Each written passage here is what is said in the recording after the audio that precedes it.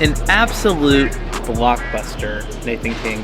Have you ever seen the movie La La Land before? I have. This is kind of how I was feeling the emotions. It's like, it's this brilliant movie, and everyone loves it. I think it won some awards. And then you get to the ending, and everyone's like, oh, that was not how it was supposed to end. This magical season. And then you do the whole rewind, and you think of what could have been with the Nats and the confetti and the celebration. This is a good one for you. And it's like, oh, I know. And it's like, but that's not how it ends. Auburn falls with a buzzer beater to Alabama. They don't get the series sweep. Mark Sears hits that last-second shot in overtime. Auburn had a shot to win it in regulation. Alabama hits theirs in overtime.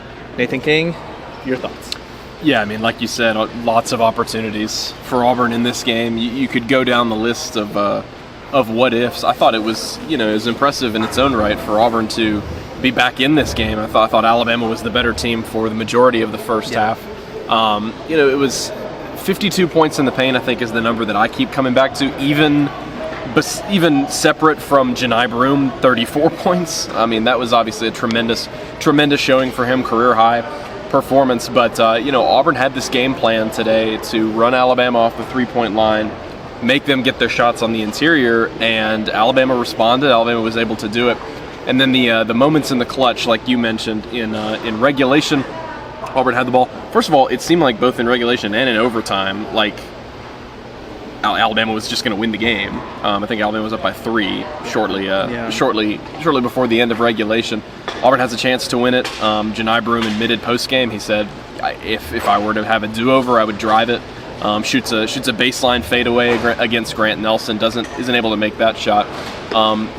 Rebounding was obviously such a big thing for Auburn today. This is now 2 straight games for them where offensive rebounds really, really killed them.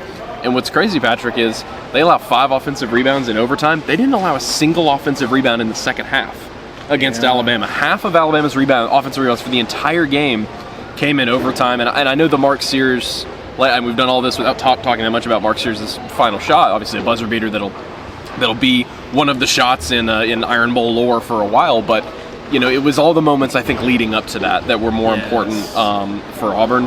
And it's funny to talk about after Johni Broome goes out and scores 34 points, but this is another game, Patrick, where it's different than Texas A&M, but Auburn still comes away saying, we need to be more physical, we need to be better rebounding, we need to have better interior defense. Yeah, and I mean, no disrespect to Alabama, but just kind of going in the game, I was like, the blueprint, so to speak, so far at least, to beat Auburn has been like physical, offensive rebounds, everything. I was like, it just didn't feel like Alabama's game to me. I was like, if you're going to get in some like defensive, grinded out matchup, I was like, that's what Auburn would want in theory.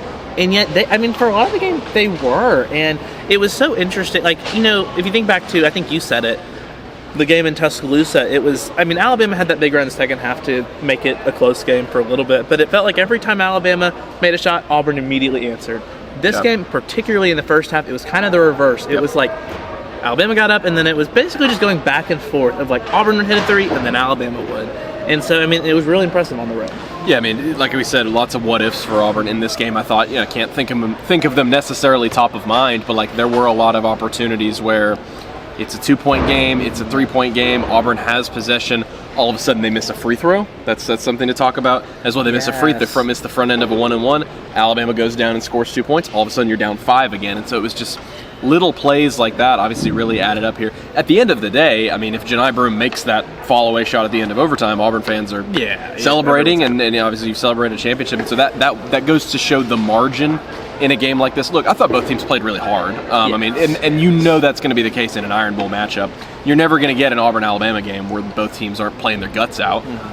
And so there were, I think, positives to take for Auburn in terms of having that kind of performance. Offensively, Mike Burgermaster, as Bruce Pearl said post-game, put together a really good offensive plan, but just little margins here and there. The free throw shooting, I go back to in a game that went to overtime, Tahad Pettiford gets fouled on a 3 toward the end of regulation, I believe in the last minute or minute and a half of regulation.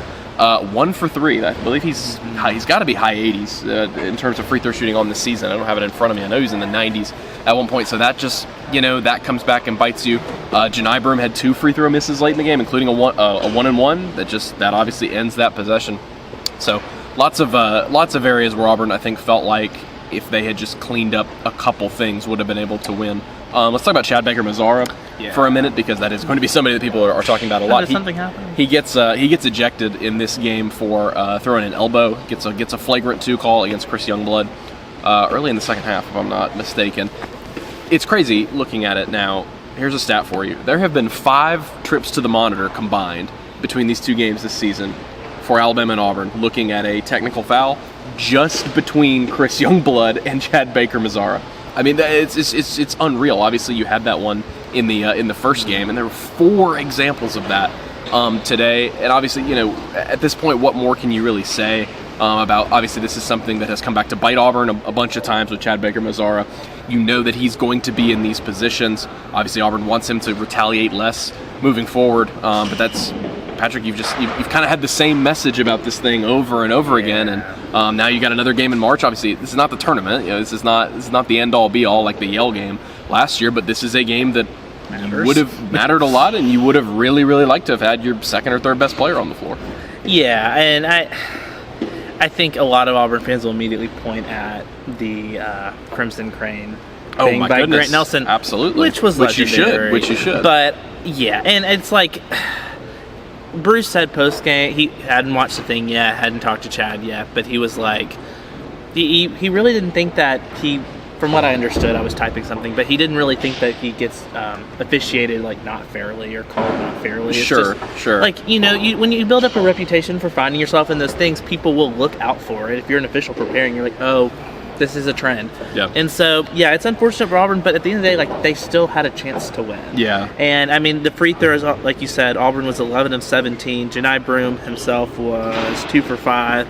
With some critical ones at the end, just missing. It's like, in a game that, I mean, literally comes down to the last shot. Yeah. You could literally nitpick everything because Correct. One more basket does change Correct. the result. That's an excellent point. Yeah, I mean, when you do lose by so little or you win by so little, there obviously you can pick out those little margins. Yeah, I mean, Bruce said after the game that his only comment really on the Baker-Mazara situation was that he wished those fouls would have been called earlier. Because I think many people point to, I believe they're coming up the floor in a transition opportunity, kind of an elbow-looking thing to Baker-Mazara's side, and Youngblood did, and that wasn't called a flagrant foul. And so you saw that last year against Yale. I believe that they're coming up the floor, and if I'm not mistaken, I think a Yale player kind of pushed Chad. That wasn't really called. Now, again, not making excuses any one way for Baker-Mazara, but I'm just kind of giving context to.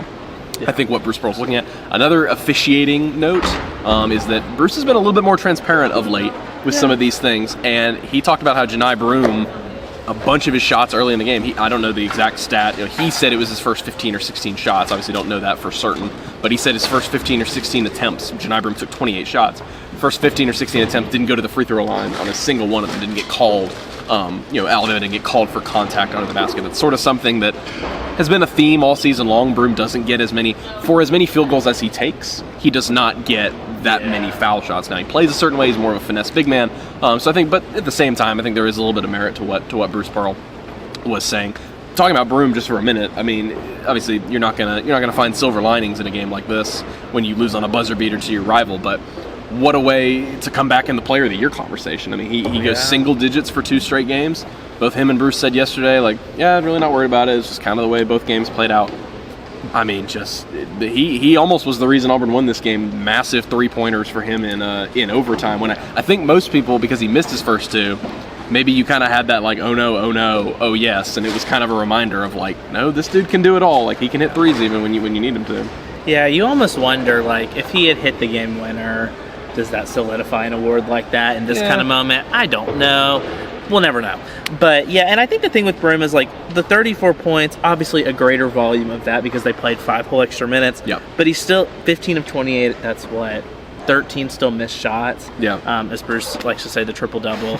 And so it's – there were still – especially in the first half, there were a lot of times it felt like he was – struggling probably a couple feet out from the rim on some of those shots. And so it's just trying to figure out what that's like. But, I mean, at the end of the day, I mean, Oh, we haven't talked about Tahad yet. That's who I wanted to get to. Yeah. I mean, just an insane first half. Yeah, I mean, Tahad Pettiford had, I believe, 16 points in the first half? 16.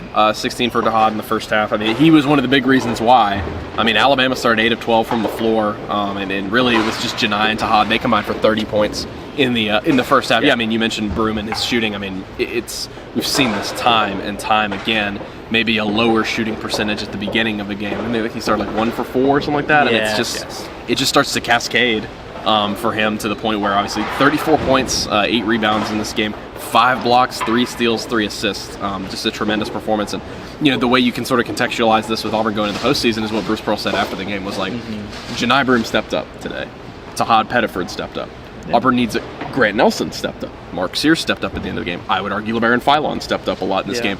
You're going to need individuals to raise their level of play in March and in the postseason. So Bruce Pearl, I think, kind of used an example. I thought it was interesting, or noteworthy maybe, the way he came into the postgame. He said, we talked about everything we did well and the things you did well. This was not just like a completely deflating performance where you didn't do anything right. I mean, obviously you went to overtime with one of the best teams.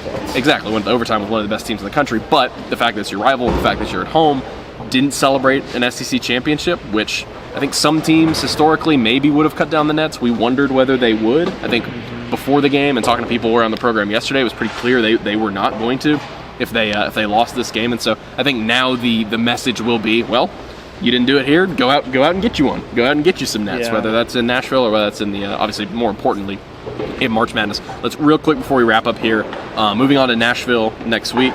Do you have a note? No, I was agreeing. Yes. Moving on to Nashville next week. We know when Auburn's playing. We've known when Auburn's playing since last Saturday. They'll play noon Central Time on Friday in the SEC tournament, obviously as the number 1 seed in the field. They'll play the winner of the 8 seed, which will be, as we're recording right now, either Ole Miss or Missouri. I don't know off the top of my head, so I'm not going to give you bad information, what the results have to be. I think if Ole Miss loses to Florida, then Ole Miss will be the 8. But if they beat Florida, Missouri will be the 8. I may have that backwards. I don't know. They're going to play a team. They'll play either Ole Miss or Missouri, it seems. Or the winner of Arkansas and South Carolina are playing in that first game. The winner of that game will go on to play Missouri. I'm just giving chalk in this situation, but somebody like Arkansas could definitely get on a roll. Or South Carolina has been playing better of late, but it feels like one of those 4 teams, South Carolina, Arkansas, Missouri, or Ole Miss in the SEC tournament. And Patrick, as we look now toward the postseason, with the regular season being over, Auburn's in an interesting position now to where losing streak for the first time all season, which is wild to think about. They've lost consecutive games for the first time all season. Still doesn't necessarily feel like the end of the world, obviously, because it's not, because you've already won an outright championship, but it's an interesting spot for them to be in because we've seen Auburn go into the postseason in lots of different ways in the past. We've seen them go into the postseason with a big wave of success. We've seen them kind of sputter to the finish. That 2022 team I thought just kind of looked pretty bad down the stretch of the season. This team has looked fine, and they're still playing at a pretty high level, dropped a couple tough ones. So you don't necessarily, like Bruce Pearl said after the game, you don't necessarily use motivation of like, and I asked him the question, he's like, no, you don't really do that. You don't say, well, time to make up for these 2 losses. Like, you're still the number 1 team in the country. But I think, regardless, I think this is a team where they would like to get some momentum going in Nashville, even if it is just a couple games fixing a couple of these issues. But at the same time, doesn't really matter that much. They're about to get 5 full days off before they play their next game, and so the thing, the picture here just completely changes now as you move into the postseason. Yeah, I think, you basically brought it up, but a couple of games ago, I was like, Bruce's other 2 regular season championship teams, they kind of felt like down the stretch. They struggled, obviously, for different reasons. A lot of it was injury-based for that first one. And you could argue, I guess this team has, just based off pure, win-loss. But it's like, it just doesn't feel like that. It's very strange. No. But, yeah, for them to have lost back-to-back games, I'm just kind of like, okay, whatever. But I still didn't think that this team would lose back-to-back games in the year just based off how dominant they were. But they do. I think a lot of the A&M game was matchups, as we've talked about. This game, Alabama rose to the occasion. It was a great game, whatever. But, yeah, I think as you go into Nashville, personally, I know a lot of people are like, it doesn't really matter. You want to be ready for March, just get some momentum going. If you can win a championship, in my opinion, do it. But also, like I do think momentum is an important thing. Like, you don't want to like go there and drop a game on Friday, Yeah. and then it's like, oh, we've lost 3 straight and haven't won in weeks. Sure, yeah. And then you've only played 1 game in like an 11-day span before going to Lexington. But at the same time, it's like, you know what this team's built for. Yep. They're not just gonna like. Yep. And Bruce actually said it yesterday. He was like, if we lose to Alabama, it's because both teams played an incredible game, Yeah, and like, we it weren't doesn't- incredible enough. And that's exactly what happened. Like, it wasn't like Auburn just like lost by 40. I mean, it's like Yeah. you know, for all the rivalry, everyone's going to be all upset Sure, and of whatever, course. and that's valid. But in the grand scheme of everything, of like this specific season and what you're trying to do in the month of March, like, it is what it is. I thought, and not just to take this result and paint it completely Auburn, because Yes. that's not the right thing to do, but I- I thought the first game, probably for this season and for this team, and for both teams, I thought the first game maybe was a little bit more important for Auburn to win. This game is more important for Alabama. This game was, Alabama had a really tough end of the season in terms of the teams they're playing. Maybe some wind in your sails, because this is a team that doesn't close out the season historically under Nate Oates. Just hasn't. Their good teams have not necessarily closed out strong. Auburn, I think that win back in Tuscaloosa solidified, like, you are the best. When you play at your best, nobody can beat you.